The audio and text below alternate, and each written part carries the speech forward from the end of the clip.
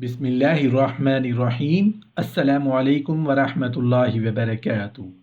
गाने सुनने से कौन सी बीमारी आती है? मोहतरम नाजरीन, कुछ ऐसी बीमारियां हैं, कुछ ऐसी तकालीफ हैं जो हमारे जिस्म में पैदा होती हैं। क्यों और कैसे पैदा होती हैं? इन बीमारियों में गाना सुनना और गाना गाने का बहुत बड़ा किरदार होता है। ये ऐसी बीमारियां और ऐसी तकालीफ हैं जिनका हमें अंदाज़ा ही नहीं होता और वो हमें दीमक से खाई गई लकड़ी की तरह तबाह व बर्बाद कर देती हैं। हमारी ज़िंदगी को और हमारी आखिरत को भी तबाह व बर्बाद कर देती हैं। ये ऐसी बीमारियां हैं जिससे हमारी मौजूदा नस्ल और आने वाली नस्ल शायद ही बच पाए। मोहतरम नाजरीन, जब भी हम कोई ऐसी चीज़ खाते हैं जो हमारे जिस्म के लिए, हमारे मैदे के लिए या हमारी तबीयत के मुआफिक नहीं होती, तो उस चीज़ के खाने से हमें नुकसान होता है, हम बीमार हो जाते हैं। इसी तरह अल्लाह पाक ने जिन चीज़ों को खाने के लिए कहा है, जिन चीज़ों के अहकाम फरमाए, अगर हम उनकी इत्तबा करें तो अल्लाह पाक हम पर रहमत नाजिल फरमाता है। जब हम अल्लाह के अहकाम के खिलाफ वर्जी करते हैं तो फिर हमें उसका नुकसान भी होता है और उसका अजाला भी करना पड़ता है। गाना और मौसीकी रूह की ग़िज़ा है, क्या ये बात दुरुस्त है? गाना और मौसीकी रूह की ग़िज़ा भला कैसे हो सकती है? क्योंकि अल्लाह ने गाने को हराम कहा है। हम वो गाने सुनकर सुकून लेना चाहते हैं तो हम वो सुकून नहीं पा सकते। और दूसरी बात मैं आपको वाज़ेह कर देना चाहता हूँ, आज की इस वीडियो में एक बहुत बड़ा दावा करने जा रहा हूँ। बहुत गौर से सुनना और हो सके तो इस वीडियो को शेयर भी कर दीजिएगा।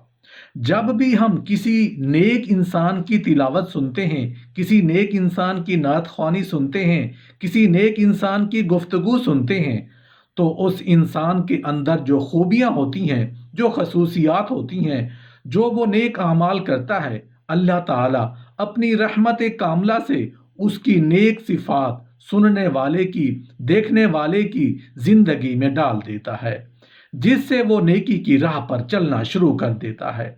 इसी तरह कोई इंसान गाना गाने वाला है और उसका गाना कोई दूसरा इंसान सुनता है, तो जो गाना गाने वाले के अंदर बुराइयां होंगी, बुरे काम होंगे, बुरी सोच होगी, बुरी चीजें होंगी, अच्छी चीज की बात नहीं हो रही, बुरी चीज की बात हो रही है, बुरी आदत की बात हो रही है, तो उसके अंदर जितनी बुरी खसलतें होंगी, बुराइयां होंगी, वो कुदरती तौर पर उस गाना सुनने वाले के अंदर अल्लाह ताला मुंतकिल कर देता है।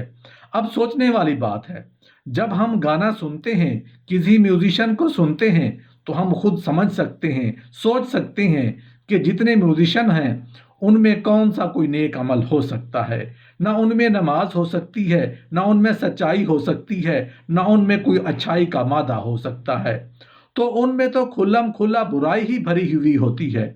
तो जब हम गाना सुनते हैं, वो गाने के ज़रिए उसकी तमाम बुराइयां हमारे जिस्म के अंदर मुंतकिल हो जाती हैं। अगर गाना गाने वाला जानी है तो जिना अल्लाह ताला हमारे अंदर मुंतकिल कर देते हैं। अगर वो शराबी है, वो चोरी करता है, झूठ बोलता है या कोई ऐसा काम करता है जिसमें बुराई का उन्सर पाया जाता है, तो कुदरती तौर पर वो बुराइयां, वो बीमारियां हमारे अंदर मुंतकिल हो जाती हैं।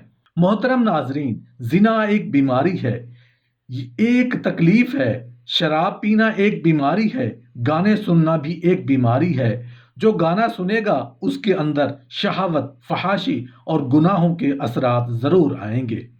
हज़रत अबू अमामा रज़ियल्लाहु अन्हु से रिवायत है कि नबी करीम सल्लल्लाहु अलैहि वसल्लम ने गाने वाली लौंडियों के ख़रीदने और बेचने और उनको गाने बजाने की तालीम देने से मना फरमाया है और इरशाद फरमाया है कि उनकी कीमत खाना हराम। फिर आयत तिलावत फरमाई, यानी बाज़ लोग ऐसे हैं कि लहव की बातें करते हैं ताकि लोगों को खुदा की राह से गुमराह कर दें और उसको एक तमस्खर समझते हैं। ऐसे ही लोगों के लिए जिल्लत आमेज अजाब है। रसूल अल्लाह सल्लल्लाहु अलैहि वसल्लम ने फरमाया, जो शख्स किसी गाने वाले के गीत से और उस मुगनिया से लज्जत महसूस करे, क़यामत के दिन अल्लाह ताला उसके कान में पिघला हुआ सीसा डालेंगे। हज़रत फजील ابن ایاز رحمۃ اللہ علیہ نے فرمایا کہ گانا بجانا زنا کا منتر ہے۔ حضرت ضحاک رحمۃ اللہ علیہ نے فرمایا کہ گانا دل کو خراب اور خدا کو ناراض کرتا ہے۔ حضرت یزید ابن ولید رحمۃ اللہ علیہ نے کہا کہ اے بنی امیہ، تم گانے سے دور رہو کیونکہ گانا شہوت کو بڑھاتا ہے۔ ایک بزرگ فرماتے ہیں کہ اپنی عورتوں کو گانے بجانے سے دور رکھو، اس لیے گانا زنا کی دعوت ہے۔ حضرت عبد الرحمن بن عوف رضی اللہ عنہ سے روایت ہے کہ نبی کریم صلی اللہ علیہ وآلہ وسلم نے دو آوازوں سے منع فرمایا ہے، ایک نغمہ اور دوسرا نوحہ کرنا۔ حضرت عبد الرحمن بن مسعود رضی اللہ عنہ فرماتے ہیں کہ موسیقی دل میں زنا کے خیالات پیدا کرتی ہے، جس طرح پانی سبزی کو اگاتا ہے۔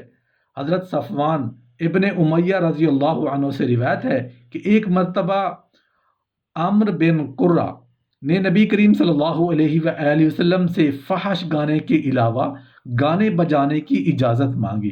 نبی کریم صلی اللہ علیہ وآلہ وسلم نے ارشاد فرمایا کہ میں تجھے ہرگز اس کی اجازت نہیں دوں گا، نہ تمہاری عزت کروں گا، نہ تمہیں چشم عطا سے دیکھوں گا۔ اے اللہ کے دشمن، تو جھوٹ بولتا ہے، اللہ تعالی نے تجھے حلال اور پاکیزہ رزق عطا فرمایا ہے مگر تو حرام اختیار کرتا ہے۔ اگر میں تجھے پہلے منع کر چکا ہوتا تو اس وقت تجھ سے بری طرح پیش آتا۔ چل میرے پاس سے اٹھ جا، اللہ تعالیٰ کے سامنے توبہ کر۔ یاد رکھ، اگر تو نے گانا بجانا کیا تو تمہیں دردناک سزا دوں گا، تجھے تیرے گھر سے نکال دوں گا، تیرا ساز و سامان مدینہ کے نوجوانوں میں لٹوا دوں گا۔ جب عمرو بن قرہ پریشان ہو کر چلے گئے تو نبی کریم صلی اللہ علیہ وآلہ وسلم نے فرمایا، یہی لوگ عاصی اور نافرمان ہیں، جو کوئی ان میں سے توبہ کے بغیر مرے گا، حشر میں اللہ تعالیٰ اس کو ننگا کر کے اٹھائیں گے، ایک چیتھڑا بھی بدن پر نہیں ہوگا، جب کھڑا ہونے لگے گا تو لڑکھڑا کر گر پڑے گا۔ چنانچہ دور حاضر میں گانے والی عورتیں اسٹیج پر انتہائی عریاں جسم کے ساتھ گانے گاتی اور ناچتی ہیں۔ یہ مشاہدہ کی بات ہے کہ جو شخص گانے سننے کا عادی ہوتا ہے وہ بہت جلدی دین سے دور ہو جاتا ہے، بلکہ وہ بے حس ہو جاتا ہے۔ ایسے شخص کو جتنی نصیحت کی جائے اس پر اثر انداز نہیں ہوتی، وہ دین کی طرف آنا بھی نہیں چاہتا، کیونکہ بد دینی بے اختیار اپنی طرف کھینچ لیتی ہے۔ یہ سب کچھ پس منظر پیغام کے سیاہ کارنامے ہیں جو موسیقی کے ذریعہ نسل نو کو بدکار بنا کر رکھ دیتی ہے، کیونکہ انسان ایک آدھ مرتبہ گانے سنتا ہے تو اسے یاد ہو جاتا ہے، اور امام صاحب روزانہ 5 مرتبہ سورہ فاتحہ یا کوئی سورت پڑھتے ہیں تو وہ یاد نہیں ہوتی، کیونکہ ضلالت اور گمراہی، فحاشی اور بد کرداری طباع پر چھائی ہوئی ہوتی ہے۔ موجودہ دور میں مسلم معاشرے اور نئی نسل کو بگاڑنے کی راہ پر نشر ہونے والے فحش، شہوت اور پیار و محبت والے گانے جب بچوں کے کانوں میں پڑتے ہیں تو چھوٹے بچے کے ایمان و اخلاق کی نازک سی دنیا میں ہیجان پیدا ہوتا ہے اور لاشعوری طور پر چلتے پھرتے گنگناتے اور اس کی حلاوت و مٹھاس محسوس کرتا ہے۔ پھر آہستہ آہستہ بچوں کی بات چیت، ان کی اعمال و افعال میں ان گانوں کے گندے افعال کے آثار نمایاں بلکہ غالب ہو جاتے ہیں۔